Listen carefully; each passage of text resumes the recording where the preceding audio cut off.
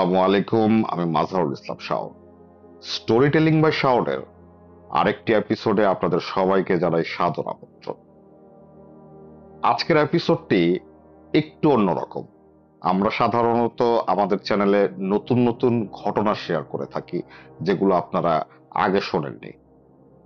কিন্তু আজকে আমি আপনাদের পুরনো ঘটনা শোনাবো। নিরাশ হবেন না। যার পুরনো ঘটনা আমি আজকে আপনাদের শোনাতে যাচ্ছি, তাকে আপনারা খুবই পছন্দ করেন এবং তার পুরনো ঘটনাগুলো শোনার জন্য আপনারা প্রায় আমাদের মেসেজ করেন, আমাদের এপিসোডে কমেন্ট করেন। কারণ তার পুরনো ঘটনার জনপ্রিয়তা এতই বেশি। আপনাদেরকে আমরা কখনোই নিরাশ করতে চাই না। এজন্য আমরা আবার শুরু করতে যাচ্ছি আপনাদের পছন্দের মহিবুল্লাহ হুজুরের পুরনো সে বিখ্যাত ঘটনাগুলো, যে ঘটনার মাধ্যমেই মহিবুল্লাহ হুজুর আজকের মহিবুল্লাহ হুজুর হয়েছেন। যেই ঘটনার মাধ্যমেই আপনারা জানতে পেরেছেন এমন একজন মানুষ সম্পর্কে যার জীবনে এমন সব অদ্ভুত অদ্ভুত ঘটনা ঘটে থাকে, যা আমরা সাধারণ মানুষ হিসেবে কখনো কল্পনাও করতে পারি না। আপনারা যেসব ঘটনার মাধ্যমে জানতে পেরেছেন একটা অদৃশ্য জগৎ সম্পর্কে, অদৃশ্য কিছু এন্টিটি সম্পর্কে, কিছু ভয়ানক অশরীরী সম্পর্কে, যাদেরকে মহিবুল্লাহ হুজুর মোকাবেলা করেছিলেন। আপনারা জানতে পেরেছিলেন মহিবুল্লাহ হুজুরের সেই উপকারী দাদা ভাইদের সম্পর্কে, যে দাদা ভাইরা মহিবুল্লাহ হুজুরের সকল বিপদ আপদে কাছে ছিল এবং যে দাদা ভাইদের মাধ্যমে মহিবুল্লাহ হুজুর সাধারণ মানুষের এ সকল অসাধারণ, অস্বাভাবিক এবং অলৌকিক ঘটনার সমাধান করে থাকেন। সেই ঘটনার মাধ্যমে আমরা চলে যাই এক অলৌকিক, অবিশ্বাস্য জীবনের মোড়ে। কথা না বাড়িয়ে আজকে আমরা ঘটনা শুরু করব এবং আপনাদের বলে রাখতে চাই, আজকের এপিসোডে আপনারা শুনতে পাবেন মহিবুল্লাহ হুজুরের প্রচারিত আগের দুইটি ঘটনা। এটা আপনাদের বোনাস হিসেবে আমরা আজকে নিয়ে এসেছি। এভাবে আমরা আরো ঘটনা শেয়ার করব হুজুরের, যেগুলো আমরা আগে অন্য কোনো চ্যানেলে হয়তো প্রচার করেছি বা অন্য কোনো চ্যানেলের এপিসোডের ভিড়ে হয়তো আপনারা খুঁজে পাননি। তাই যারা মহিবুল্লাহ হুজুরকে আমার এই চ্যানেলের মাধ্যমে জানেন, তাদেরকে বলবো আপনারা মহিবুল্লাহ হুজুরের ঘটনা এখনো উপলব্ধি করতে পারেননি যদি আপনারা হুজুরের পুরনো ঘটনা না শুনে থাকেন। সেই প্রচেষ্টায় আমরা আজকে শুরু করছি মহিবুল্লাহ হুজুরের বলা পুরনো সেই বিখ্যাত ঘটনা, এবং আজকের এপিসোডে থাকছে তারই দুইটি ঘটনা। মহান রব্বুল আলামিনের কাছে আমাদের কৃতজ্ঞতার শেষ নেই, কারণ তিনি আমাদেরকে সুস্থ স্বাভাবিক জীবন দান করেছেন। কিন্তু যাদের জীবন মহিবুল্লাহ হুজুরের মতো বিপদসংকুল, তাদের জীবন তো আসলে আমরা শুধু ঘটনাই শুনি, কিন্তু যদি এগুলো আমাদের নিজের উপরে পড়ে বা আমরা যদি একই ঘটনা ফেস করি, সেক্ষেত্রে হয়তো আমরা মানসিকভাবে বা শারীরিকভাবে ঠিক থাকতে পারবো না। আল্লাহ পাক মহিবুল্লাহ হুজুরকে নেক হায়াত দান করুন এবং এইসব ঘটনা মোকাবেলা করার শক্তি দেন। এবং এপিসোড শুরু করবার আগে আমি অবশ্যই ধন্যবাদ জানাতে চাই রাতুল ভাইকে। একমাত্র তার কারণেই আমরা মহিবুল্লাহ হুজুরের ঘটনা জানতে পারছি এবং তিনি কষ্ট করে আমাদের তার ঘটনা লিখে পাঠাচ্ছেন বলেই আমরা আমাদের লিসেনারদের সেটা শোনাতে পারছি। চলুন আজকে আমরা হুজুরের দুইটি ঘটনা শুনে আছি। এখন আমি আপনাদের শোনাবো হুজুরের শেয়ার করা প্রথম ঘটনা।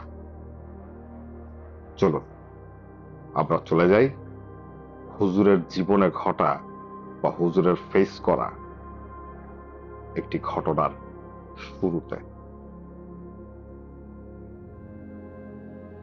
ঘটনাটি নোয়াখালী জেলার একটি গ্রামের ঘটনা। সঙ্গত কারণে গ্রামের নামটি উল্লেখ করলাম না। যে গ্রামের রুম্মান ও তার পরিবার কেন্দ্রিক এই ঘটনাটি ঘটে, তাই কথা না বাড়িয়ে আমরা সরাসরি ঘটনায় চলে যাই। রুম্মানের পরিবারে ও সবার ছোট, তারা দুই ভাই এক বোন, বাবা মা আর ভাবি। রুম্মান একটু ভীত স্বভাবের ছেলে ছিল, আর তার কারণ হলো এই গ্রামটিতে তান্ত্রিকদের বেশ আনাগোনা ছিল, আর প্রায়শই নিশির ডাক শোনা যেত। তাই সন্ধ্যার পর ঘর থেকে তেমন কেউ বের হতো না। নিশির ডাক এমন একটা প্রসেস যার মাধ্যমে একজনের জীবনের বিপরীতে অন্যজনকে সুস্থ করা হয়। এটা একটা কুফরি প্রক্রিয়া। গভীর রাতে বাড়ির সামনে দিয়ে এই তান্ত্রিকরা, যারা এই নিশির ডাকের কাজ করতেন, তারা মানুষের নাম ধরে ডাকতেন, এবং কোনো মানুষ যদি ভুলে তাদের সেই ডাকের উত্তর দিত, তাহলে তখনই সেই লোকটি মারা যেত, এবং যার জন্য কুফরি করা হতো বা যার সুস্থতার জন্য এই কুফরিটা করা হতো, সে সুস্থ হয়ে যেত। এটা হচ্ছে নিশির ডাক। যাই হোক, আমরা ঘটনায় ফিরি। একদিন রুম্মান তার কাজ সেরে বাড়ির দিকে ফিরছিল। সেদিন রাতও একটু বেশি হয়ে যায় এবং রাস্তাঘাট বেশ নীরব ছিল। মেঠো পথ ধরে হাঁটছিল সে। হঠাৎ পেছন থেকে একটা ডাক শুনতে পায়। ডাকটা ছিল অনেকটা এরকম, এই রুম্মান, দাঁড়া। রুম্মান জানতো পেছন থেকে কেউ ডাকলে ফিরে তাকানো যাবে না, তাই সে আর পেছনে ফিরল না। এরকম ভাবে সে 3বার ডাক শুনতে পায়, এই রুম্মান, দাঁড়া। রুম্মান পেছনে না ফিরে দ্রুত হাঁটতে লাগলো। যখন 4র্থবার সে শুনতে পেল একই কথা, তখন ওর কাছে কণ্ঠটা খুব চেনা লাগলো। যা ছিল রুম্মানের বড় ভাই সাকিবের। এবার সে পেছনে তাকায় আর দেখে গলা কাটা একটা জিভ, যার বুকে দুটো চোখ। ওই জিভটা রুম্মনকে লক্ষ্য করে বলে, কিরে, এই গ্রামের সবকিছুতেই তোর একটু বেশি ভয়, তাই না? রুম্মান ভয়ে দৌড় দিল বাড়ির দিকে। বাড়ির আগে একটা শ্মশান পড়ে। ও দৌড়াতে দৌড়াতে যখন আসছিল, তখন দেখে শ্মশানের ভেতর কিছু মানুষ একটা লাশকে পোড়ানোর জন্য প্রস্তুতি নিচ্ছে। রুম্মান মনে করে, যাক, কিছু মানুষ তো পাওয়া গেল। তাই ও সেখানে ছুটে চলে যায়, আর দেখে এদের কেউই তার চেনা না। তাই রুম্মান জিজ্ঞেস করে, আপনারা কে? আপনাদের তো দেখে এই গ্রামের মনে হচ্ছে না। এমন সময় তাদের মধ্যে একজন বলে, কি হয়েছে তোমার? তোমাকে এমন ক্লান্ত দেখাচ্ছে কেন? তখন রুম্মান রাস্তায় ওর সাথে ঘটে যাওয়া সব ঘটনা তাকে বলে। ওই লোকটা বলে, ও কিছু না। আচ্ছা, আমাদের তো তুমি চিনছো না দেখে, যিনি মারা গেলেন তাকে চিনো নাকি? তখন রুম্মান লাশটা দেখতে যায়, আর দেখে চিতার উপর যে শুয়ে আছে সেটা আর কেউ না, ওই গলা কাটা, যার বুকে দুটো চোখ। ওই জীবটাকে দেখে রুম্মান আতঙ্কিত হয়ে যায়। এবার রুম্মান চিৎকার দিয়ে ওঠে, এবং সেই লোকটার সামনে যে কিছু বলে ওঠার আগেই সেই লোকটা বলে, কিরে, ওকেই তো দেখেছিস রাস্তায়, তাই না? রুম্মান ওই লোকের দিকে তাকিয়ে দেখে লোকটার মুখ থ্যাতলানো আর চেহারাটা আগুনে ঝলসানো। ও চারপাশে তার চারপাশে দাঁড়ানো সেই সকল লোকেরা, ওদের একটারও গলা নেই এবং সবার বুকেই দুটো করে চোখ। এবার সেই থ্যাতলানো মুখের অবয়ব বলে ওঠে, যজ্ঞ হচ্ছে, এরপর ভোগ হবে। জানিস আমাদের ভোগ কে? তুই। এই তো কেবল শুরু। এবার রুম্মান চিৎকার দিয়ে অজ্ঞান হয়ে গেল। এদিকে রাত অনেক হওয়ায় এবং রুম্মানের বাড়ি ফিরতে দেরি হয়, সাকিব এবং বাড়ির অন্যান্য লোকজন ওকে খুঁজতে লাগলো। তারপর ওকে পাওয়া গেল সেই শ্মশানের ভেতর। সকালে জ্ঞান ফিরলে রুম্মান তার বাবা ভাইকে সব কথা বলে, এবং সে বলে সে কালকে রাতে কি ফেস করেছে। রুম্মানের বাবা একজন হুজুরকে নিয়ে আসেন। হুজুর পানি পড়া ও তাবিজ দেন, আর বলেন যে রাতের বেলা এই গ্রামে একা না চলাটাই ভালো। মনে হয় কোনো বদজিনের নজর পড়েছিল ওর উপর। আল্লাহর রহমতে বেঁচে গেছে। এই পানি খাও আর তাবিজ ব্যবহার করো, তারপর দেখি কি হয়। এরপর বেশ কয়েকদিন ভালোই যায়, কিন্তু রুম্মান প্রতিদিন খারাপ খারাপ স্বপ্ন দেখে ঘুম থেকে চিৎকার দিয়ে ওঠে। ওর স্বপ্নগুলো একটু অদ্ভুত ছিল। সে স্বপ্নে দেখতো একটা শ্মশান, যেখানে রুম্মান দাঁড়িয়ে আছে। একজন মহিলা শ্মশানের ভেতর আগুন জ্বালিয়ে তার সামনে বসে কি যেন করছে। এমন সময় ওই মহিলার সামনে দুইজন এসে দাঁড়ালো। তাদের একজনের মুখের মাংস আগুনে ঝলসানো ও ঝুলে আছে, আর অন্যজন স্বাভাবিকভাবে দাঁড়িয়ে আছে। মহিলাটা ওই অবয়বটাকে ইশারা করলে সে সামনে এসে দাঁড়ায়। অন্যজন যে স্বাভাবিকভাবে দাঁড়িয়ে ছিল, সে একটা ছুরি নিয়ে নিজের গলায় একটা টান দিয়ে বসে। ফিনকি দিয়ে রক্ত পড়ছিল, আর ওই বৃষ্টির জিপটা সেই রক্ত চেটে চেটে খাচ্ছিল। আর ওই কাটা মাথাটা রুম্মানের দিকে ছোড়া হয়। রুম্মান দেখে ওটা ওর নিজের মাথা। রুম্মান চিৎকার দিয়ে ওঠে, তারপর মনে করে দুঃস্বপ্ন। পরে আবার সে ঘুমিয়ে পড়ে। অন্য এক রাতে রুম্মান স্বপ্ন দেখে এক নদীর সামনেও দাঁড়িয়ে আছে এক মহিলা, সেখানে বসে আগের মতোই আগুন জ্বালিয়ে বসে আছে। এমন সময় ওর সামনে একটা মানুষ আকৃতির কিছু এসে দাঁড়ায়, এবং ওই মহিলার ইশারায় সেই মানুষ আকৃতির জিভটা তার সামনে শুয়ে পড়ে। তখন মহিলা একটা ছুরি নিয়ে তার গলা কেটে ফেলে এবং গলাটা নিয়ে সেই নদীর উপর ফেলে দেয়, আর সে সেখান থেকে চলে যায়। এমন সময় রুম্মান লক্ষ্য করে কে যেন তার ঘাড়ে হাত রাখলো। রুম্মান দেখতে পেল কিছুক্ষণ আগে যার গলা কাটা হলো, সেই কন্দ কাটা জিভটা তার পাশে দাঁড়িয়ে বলছে, তোর অবস্থাও এমনই হবে। রুম্মান চিৎকার দিয়ে ঘুম থেকে ওঠে, সেদিনকার মতো নিজেকে সামলে নিল। এভাবেই রুম্মানের দিন কাটতে লাগলো, খারাপ স্বপ্ন আর দুর্বিষহ জীবন। এক রাতে রুম্মানের ঘুম ভেঙে যায়। বাদুরের কিচমিচ শব্দে ও দেখতে পায় ঘরের ভেতর কে যেন প্রবেশ করলো। একটা মহিলা, যার কোলে একটা লাশ। সেই লাশটা নিজের গলা নিজেই হুবলে নিচ্ছে, আর রুম্মানের দিকে তাকিয়ে পিঠ ফুটে একটা হাসি দিয়ে আছে। এইবার রুম্মান সহ্য করতে না পারে চিৎকার দিয়ে অজ্ঞান হয়ে গেল। পরের দিন ওর জ্ঞান ফিরলে ও নিজেকে আবিষ্কার করে সেই হুজুরের সামনে। হুজুরকে সব কথা বললে হুজুর বলে, আমার একজন চেনা লোক আছেন যিনি এসব কাজ করে থাকেন। তখন তারা সেই ইমামের সাথে যোগাযোগ করেন। ইমাম হুজুর রুম্মানের বাড়িতে যান। বাড়িতে ঢুকে একে একে সবার সাথে কথা বলেন। রুম্মানের ঘরে প্রবেশ করেন এবং তিনি রুম্মানের সাথে কথা বলতে যাবেন, এমন সময় রুম্মান বাহিরের জানালার দিকে তাকায় আর দুইজন অবয়বকে দেখতে পায়। সেই ইমাম বলেন, তাকানোর দরকার নাই, সুযোগ পেলে চেপে বসে জানোয়ারগুলো। তখন রুম্মান ইমামকে সব বলে। ইমাম শুনে সেদিনের মতো বাড়ি চলে আসেন। আপনারা কি জানেন এই ইমাম সাহেব কে?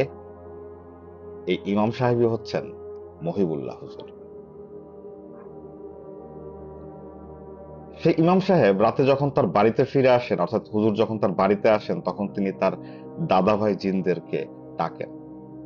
আপনারা যারা নতুন, যারা মহিবুল্লাহ হুজুরের ঘটনা আগে শোনেননি, তাদেরকে আমরা এতটুকু বলতে চাই, মহিবুল্লাহ হুজুরের সাথে তিনজন জিন থাকেন, যাদের তিনি দাদা ভাই বলে সম্বোধন করেন। যাই হোক, তিনি রাতে যখন তার দাদা ভাইদের ডাকেন, তারা আসেন এবং বলেন, অপেক্ষা করো, অপেক্ষা করো, আমরা জেনে আসছি। এরপর তারা চলে যান। কিছুক্ষণ পর তারা আসেন এবং তারা বলেন, অজ্ঞতা অনেক সময় বিপদের কারণ হয়, আর যারা সত্য থেকে মুখ ফিরিয়ে নেয়, তারা প্রকৃত নিজেরই উপরই জুলুম করে থাকে। দাদা ভাইরা হুজুরকে বলেন, তুমি তো সবার সাথে দেখা করেছো, কিন্তু সাকিব ও তার স্ত্রীর সাথে দেখা করেছো? তখন হুজুর বললেন, না, এখনো দেখা করিনি। তখন দাদা ভাইরা বলেন, এটাই তো সাকিবের মা কোন রকম খবর ছাড়া শুধুমাত্র চেনা আর পরিচিত এবং রূপের উপর ভিত্তি করে এই মেয়েকে তার ছেলে সাকিবের সাথে বিয়ে দেয়। এই মেয়ে রিসাইতা নামক শয়তানের পূজা করে। ছোটবেলা থেকে অজানাকে জানার শখ, অদৃশ্য শক্তি হাসিলের লোভ থেকে এই মেয়ের এই পরিণতি। সাকিবের স্ত্রী কুপুরি ও শিরকের এমন পর্যায়ে চলে গেছে যা থেকে ফেরানো অনেক কষ্টসাধ্য। শোনো, এই মেয়ে যাকে পূজা করে সে রিসাইতা কে খুশি করবার জন্য তার একজন যুবক দরকার, আর তা হলো যত কষ্ট করে হোক সে রুম্মানকে চায়, অর্থাৎ রুম্মানকে সে শয়তানের জন্য চায়। রুম্মানকে তাবিজ করা হয়েছে, ওই তাবিজগুলো নষ্ট করতে হবে, আর ওই তাবিজগুলো কোথায় তা শুধু সাকিবের স্ত্রী জানে। এইসব বলে দাদাভাইরা বলেন, কাল ওদের বাড়ি যাও, খোঁজ নাও, কাজ শুরু করতে হবে। পরের দিন বাড়ি গেলে ইমাম হুজুর সবাইকে একটি ঘরে একসাথে আসতে বলেন এবং রুম্মানের উপর জিন হাজির করেন। জিনগুলো বলে, মৌলবীর বাচ্চা, তোর এত বড় সাহস, তুই আমাদেরকে ডেকেছিস, চলে যা, তা না হলে এরপর তোরে ভোগ বানাবো। তখন ইমাম অর্থাৎ হুজুর তার জিনদের ডাকেন এবং তারা আসেন এবং হুজুরের মতো বা হুজুর তার নিজের মতো করেই কাজ করে যান। একসময় শয়তানগুলো ব্যর্থ হয় আর বলে, আমাদের জন্নারিনী পাঠিয়েছে ওকে ভোগ দেবে বলে, আর আমরা ওকে নিয়েই যাব। তখন ইমাম বলেন, চণ্ডী রানী কে? ইমামের জিনগুলো বলেন, অর্থাৎ সেই হুজুরের জিনগুলো বলেন, ওরা সাকিবের স্ত্রীর কথা বলছে।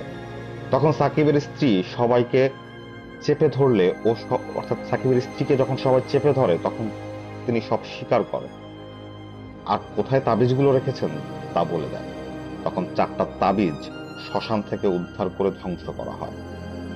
হুজুরের দাদা ভাইরা বলে, ও মিথ্যা বলছে, তাবিজ এখনো বাকি আছে।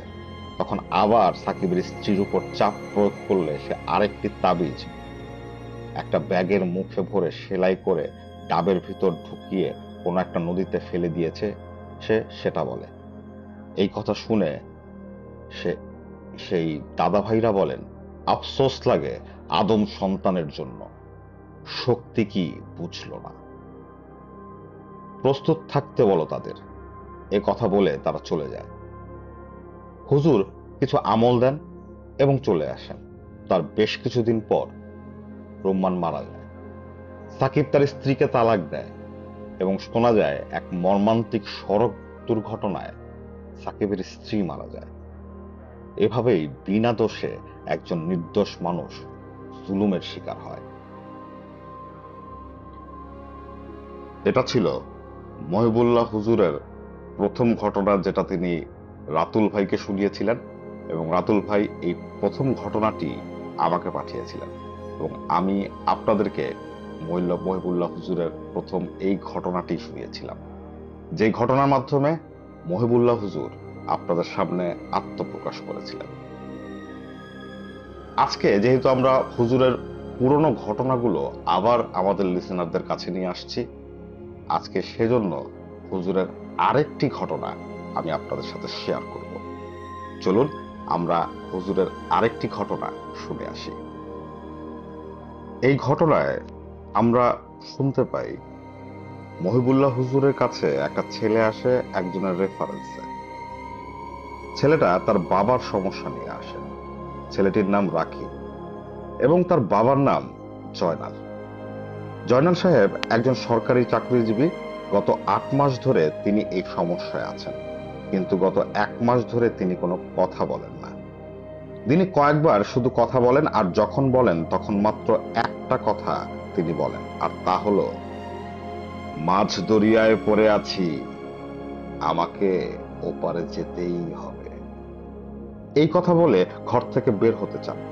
অনেক হুজুর কবিরাজ দেখানো হয়েছে, কেউ কিছুই করতে পারেনি।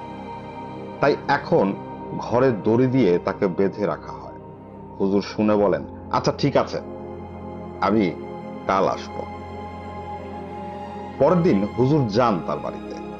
বাড়িতে ঢুকে জয়নাল সাহেবের ঘরে প্রবেশ করেন আর দেখেন অর্ধবয়সী একটা লোককে বেঁধে রাখা হয়েছে। তিনি সেই বাঁধন খুলে দিয়ে ড্রয়িং রুমে যেয়ে বসেন, আর তখন রাকিবের মা আসেন। হুজুর বলেন, আচ্ছা হুজুরকে বলেন যে হুজুর আপনি একটু দেখুন। তখন হুজুর বলেন, আচ্ছা কি সমস্যা আর এর সূত্রপাত কি বা কোথা থেকে। তখন তার স্ত্রী বলেন, গত 1.5 বা 1 বছর আগে তিনি বাড়িতে ফেরেন একদিন। সেদিন তার মেজাজটা খুব খারাপ ছিল, তাই তিনি অর্থাৎ তার স্ত্রী তার সাথে কোনো কথা না বাড়িয়ে তাকে খেতে দেন। জয়নাল সাহেব কোন রকম খাওয়া দাওয়া করে ঘুমাতে চলে যান। ঘুমন্ত অবস্থায় জয়নাল সাহেব স্বপ্নে দেখেন যে তিনি একটা কবরস্থানের ভেতর দাঁড়িয়ে আছেন। তার থেকে দূরে একটা কবরের সামনে কালো আলখেল্লা পরা একজন কবর খুঁড়ছেন। কবর খুঁড়তে খুঁড়তে কবর থেকে একটা লাশ বের করেন। লাশটি বের করে কি যেন সে করছিল। জয়নাল সাহেব এবার একটু অবাক হয়ে গিয়েছিলেন। তিনি মন্ত্রমুগ্ধের মতো সে লোকটার দিকে এগিয়ে যান। তার হাত পা যেন তার নিয়ন্ত্রণে ছিল না। তিনি দেখেন সেই আলখেল্লা পরা জিভটা লাশটার বুক ছিঁড়ে মাংস খাচ্ছে, আর কলিজাটা বের করে জয়নাল সাহেবের দিকে দিয়ে বলছে, নে কলিজা খা, দেখতো স্বাদ কেমন। জয়নাল সাহেব দেখেন এই লাশটা জয়নালের নিজেরই, আর ওই অবয়বটা মুখের ঠোঁট একটির সাথে অন্যটি সেলাই করা, আর তার ভেতর দিয়ে সে মাংস খাচ্ছে। অবয়বটা বলে, সম্পূর্ণ কাজ সম্পূর্ণ করাই ভালো, অসম্পূর্ণ কাজ সম্পূর্ণ কর, তাইলেই পাবি মুক্তি। জয়নাল সাহেব ঘুম থেকে চিৎকার দিয়ে উঠে পড়েন। তখন তার স্ত্রী তাকে জিজ্ঞেস করেন কি হয়েছে। তখন তিনি বলেন পুরো ঘটনা। তার স্ত্রী বলেন, দুঃস্বপ্ন এটা, আর কিছুই না। রাকিবের মা বলেন, সেই দিন থেকে সমস্যার শুরু।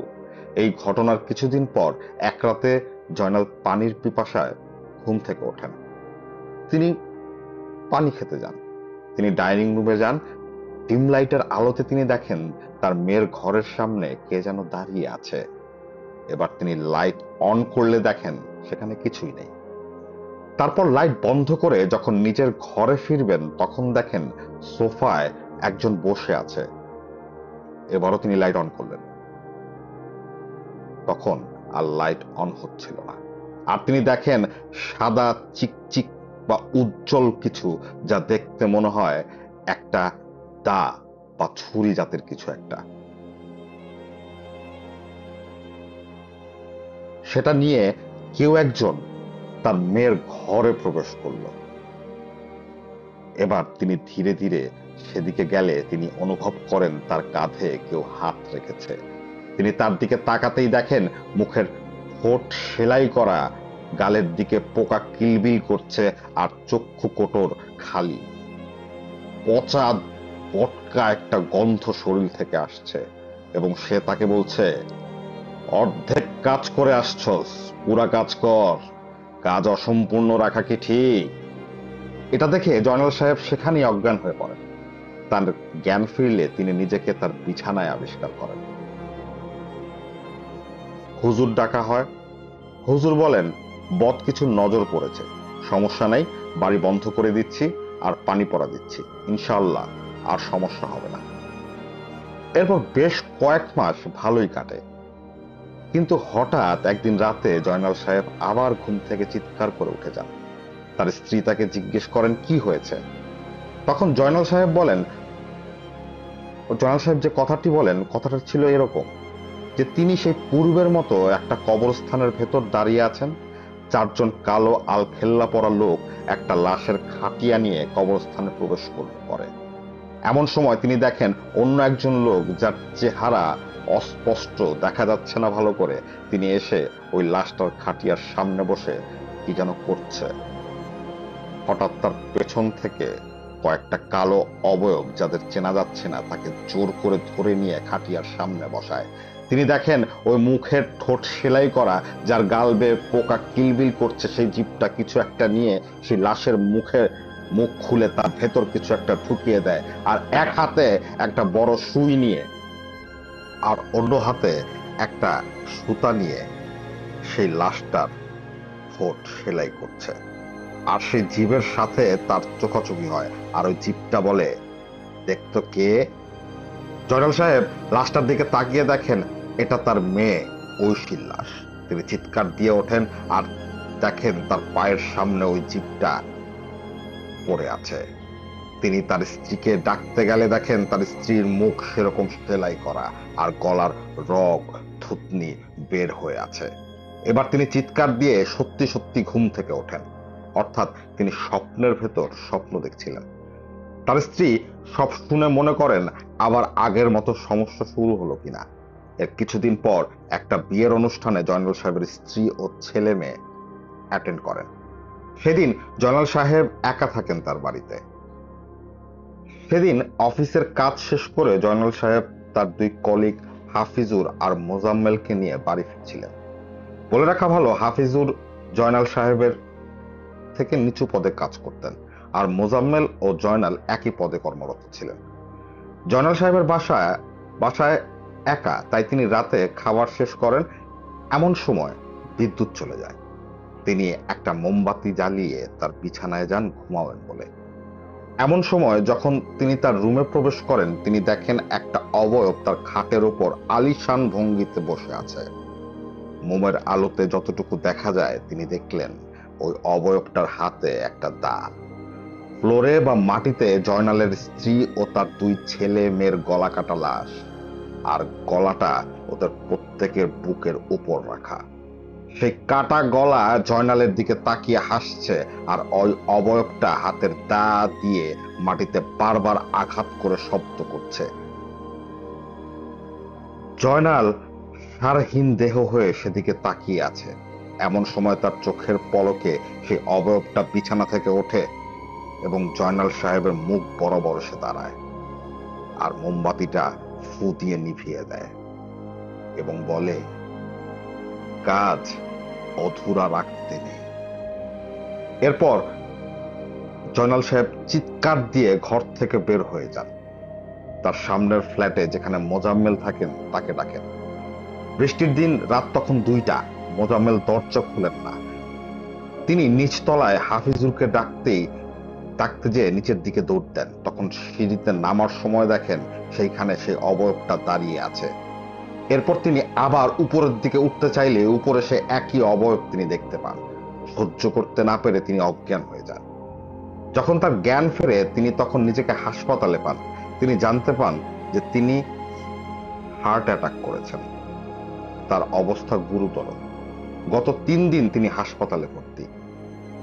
কিছুদিন পর তাকে রিলিজ দেওয়া হয়। বাড়িতে আসেন। জীবন কেমন অসহ্য লাগতে লাগলো তার। এর ভেতর কত হুজুর কবিরা জানা হলো, কিন্তু কাজের কাজ কিছুই হয় না। এভাবেই সময় যেতে লাগলো। হঠাৎ একদিন বাড়িতে পানির কলসির ভেতর একটা ছাগলের মাথা পাওয়া যায়, যা থেকে পচা বিশ্রী গন্ধ আসছিল। তখন তারা ওই মাথাটা পাশের বাগানে পুঁতে ফেলেন, আর সেদিন থেকে সেই মাথাটা বাগানে পোতা হয়। তারপর দিন থেকে জয়নাল সাহেব আর কোনো কথা বলেন না। আজ প্রায় 1.5 কি 2 মাস শুধু একটাই কথা বলে যান,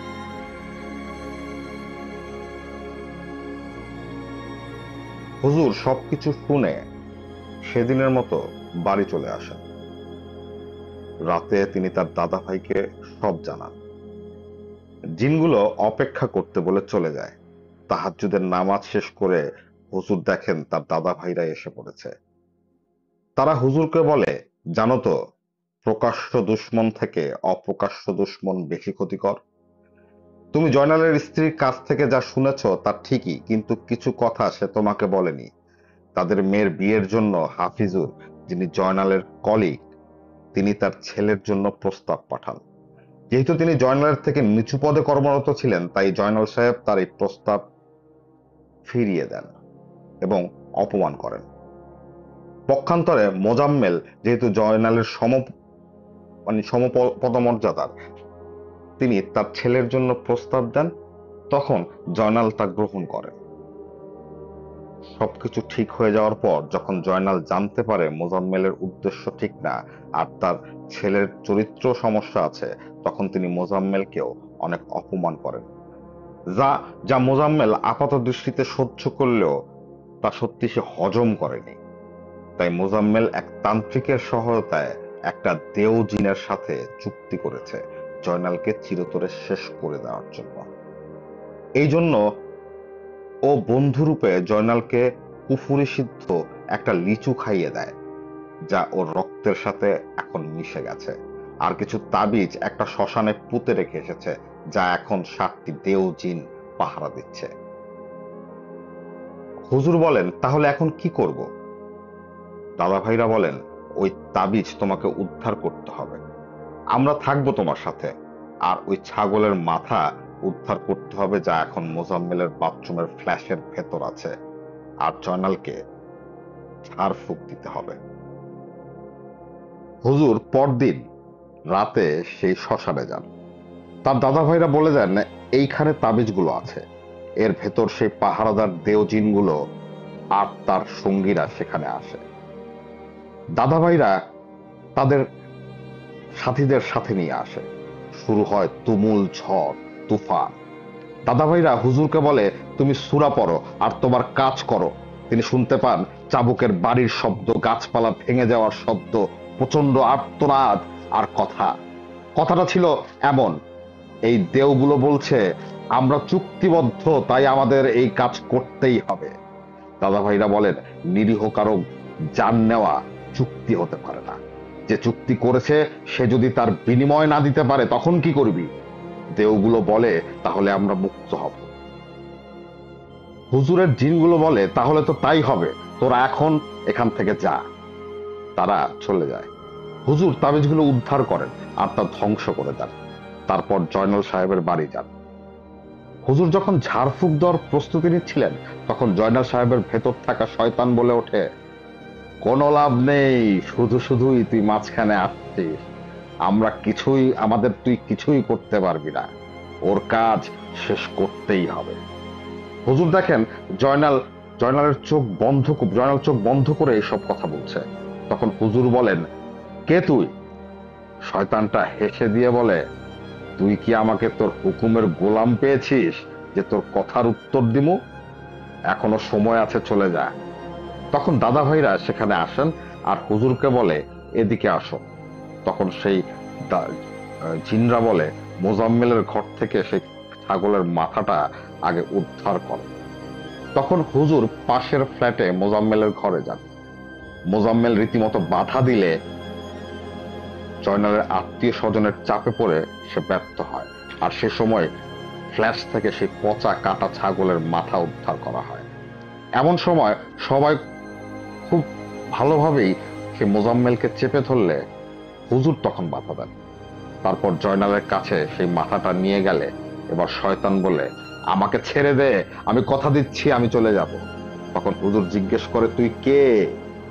তখন ওই শয়তান বলে, আমি মায়ং, গভীর বনে আমার বাস। আমাকে এখানে ডেকে এনেছে ইনসান। আমাকে আমার জিনিস ফিরিয়ে দে, আমি চলে যাব। তখন হুজুর তার দাদা ভাইদের দিকে তাকালে তারা হ্যাসূচক উত্তর দেয়। হুজুর সেই মাথাটা বাড়ির বাহিরের দিকে ছুঁড়ে মারে আর দেখতে পান পুরো গায়ে কালো পশমে ভরা একটা জন্তু, যা জয়নালের ভেতর থেকে বের হয়ে সেই মাথাটা মুখে কামড় দিয়ে বাড়ির বাহির দিকে চলে যায়। এরপর প্রায় 6 মাস জয়নাল সাহেবের চিকিৎসা করবার পর তিনি সুস্থ হন। তার কিডনি একটা নষ্ট হয়ে যায়। আর কিছুদিন পর মোজাম্মেলের ছেলের লাশ তার বাড়ির ছাদের উপর পাওয়া যায়, যা ছিল 360 ডিগ্রি অ্যাঙ্গেলে ঘোরানো মাথা। অর্থাৎ সে ছেলের মাথা কেউ পুরোপুরি উল্টো দিকে ঘুরিয়ে তার ঘাড় ভেঙে ফেলেছিল। হুজুরকে এই বিষয়ে জানানো হলে তিনি বলেন, জয়নালকে মেরে তার মেয়ের পিছিয়ে লাগিয়ে দেওয়া হয়েছিল দেওগুলোকে। যেহেতু চুক্তি বাস্তবায়ন হয়নি, তাই ওরা মোজাম্মেলের ছেলের উপর এই দশা করেছে। কারণ ওরা খুব হিংস্র প্রকৃতির হয়। আর আমরা ইনসান জিন আমাদের কৃতকর্মের ফল ভোগ করি।